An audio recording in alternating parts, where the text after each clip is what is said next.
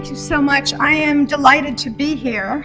I am delighted to be part of this conversation about an area where I think the Millennium Challenge Corporation would judge it to be a central pillar in development now, but also particularly development as we go forward. In other words, this bottom-up empowerment and agency in order to meet these very ambitious sustainable development goals.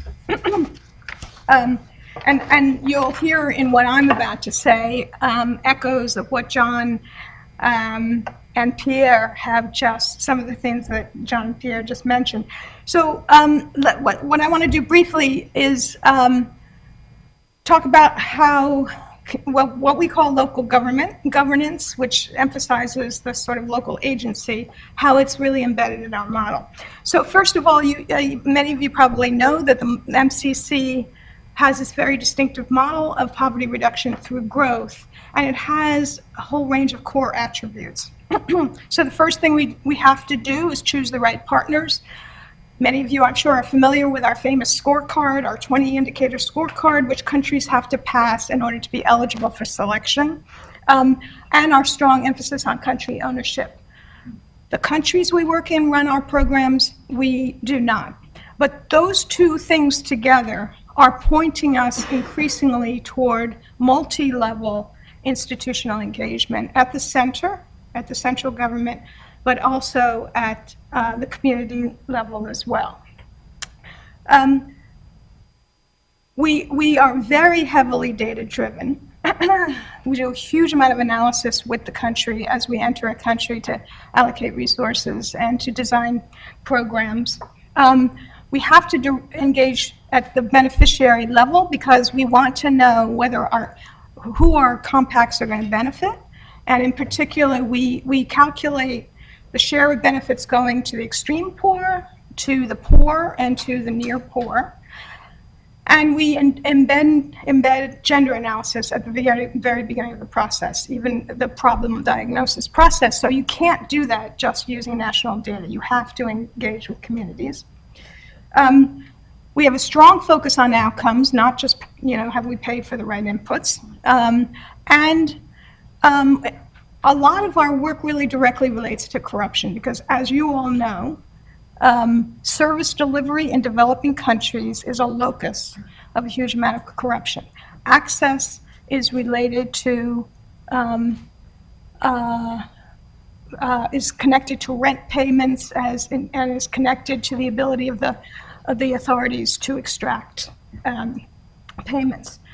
And then finally, our stakeholders are emphasizing to us very forcefully, and particularly as we just did a lot of consultations to develop our strategic plan, that they want us to leave something behind. Very important for us to execute with the country our compact successfully, but it's not just about those beneficiaries and those programs, it's what have we left behind in terms of country systems. And there too, all of these things really point us to local level governance. And the other thing I would say is that local governance really cuts across a huge swath of our work. In fact, I would say most of our work. It's in infrastructure services. A lot of them have to be delivered at the community level. It's in social services. It's in rural governance, farmer cooperative savings groups, land titling programs. It's in this increasing trend in developing countries to fiscally decentralize, that is, to take payments from the center, present them in form of block grants to local communities, and it's in our engagement with cities. In many cases, we're heavily engaged with the city government in order to actually make infrastructure programs work. So let me just give you 3 examples very quickly, in very concrete terms about what this all means for MCC programs. One is the Philippines programs for community development. So this is a program in which the central government offers block grants. That is the Department of Social Welfare and Development is offering block grants to communities. So the idea is, how can you create a program where the community itself takes this fiscal transfer and uses it in the appropriate ways? And this is a large-scale program. We've reached 3,600 program communities so far. And so the basic answer to that question is, the way you do that is you give communities themselves authority over choosing projects, overseeing those projects, and implementing those projects. So here are the steps in the process. The block grants go to the municipality, and within the municipality there are a number of villages. Each village determines its needs and prioritizes the most important. Each village develops actual project proposals, and then the villages come together at the municipality level, and they have a competitive process to choose projects. So they literally vote, each village votes on which projects they believe fit the criteria and will have the highest economic returns. The only thing is that an individual village can't vote for their own project proposal. So the winning projects then are financed by the fiscal transfer, and the village proceeds then to manage the project and implement it. And then there are successive rounds of these transfers and this decision-making process. So what this is all building is a long-term system for community governance and for community resource decision-making and for community implementation. And I would say building some of the social capital that Pierre was mentioning before.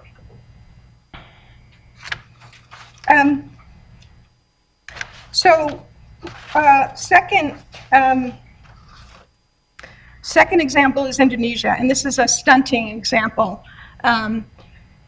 Over a third of the children under 5 in Indonesia experience growth stunting. So the question was, how could we do a large-scale program reaching 7,000 villages, once again using grants that come from the center, and how can we allocate them? And of course, in nutrition, as John mentioned, there are 2 reasons that community-level interventions are critical. First, the reason that he mentioned, which is you've got to bring together different kinds of interventions: education interventions, nutrition interventions, health interventions, sanitation interventions. And so, of course, across 7,000 communities, there's no way you're going to know what combination of those interventions are going to be particularly relevant in a given community. You can't design it at the center and then just deploy it the same way 7,000 times. And the second reason is it involves behavioral change. And behavioral change is hard and perhaps inappropriate to impose from the outside.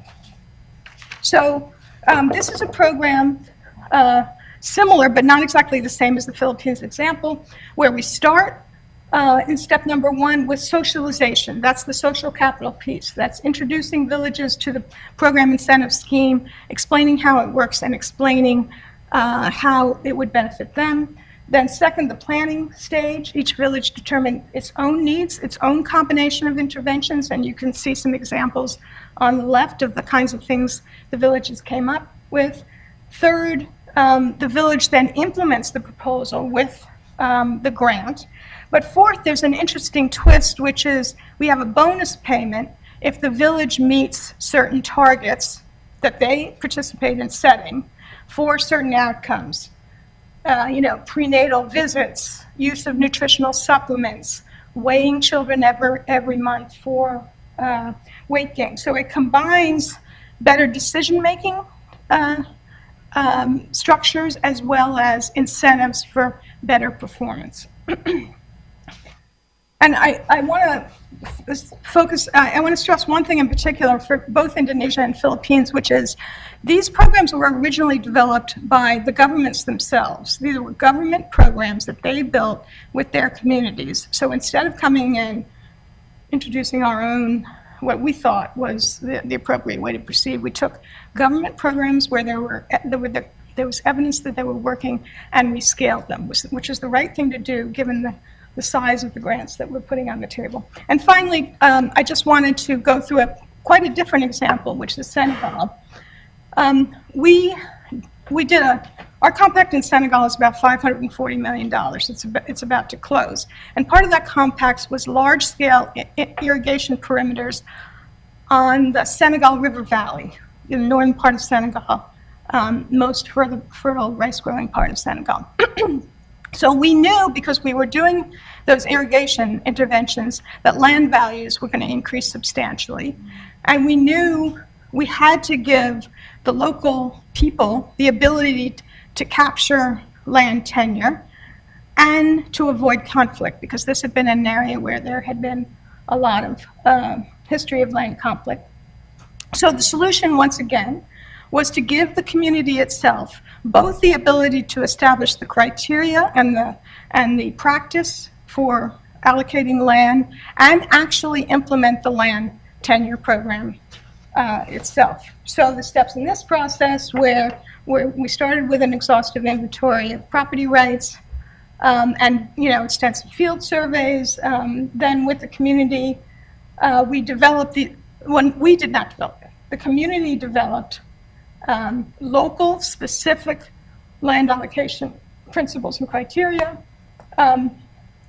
The community developed a set of responsibilities that landholders had to maintain the land within the perimeters.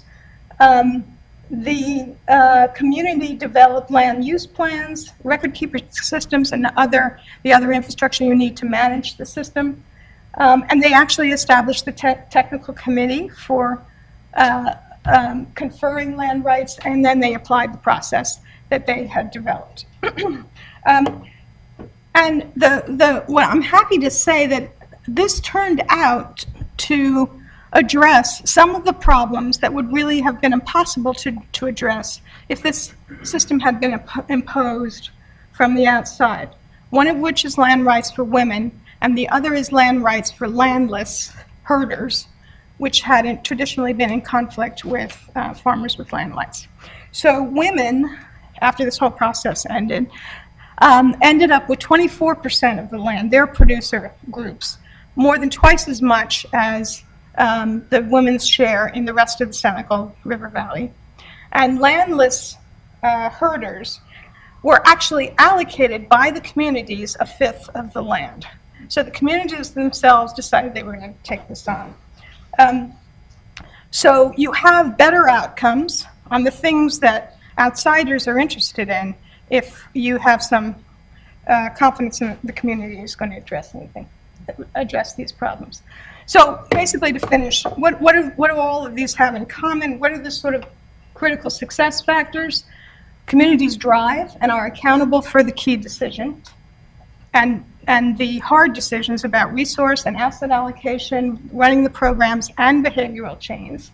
The communities own the results, and they're responsible for ensuring that the results are equitably distributed across community residents.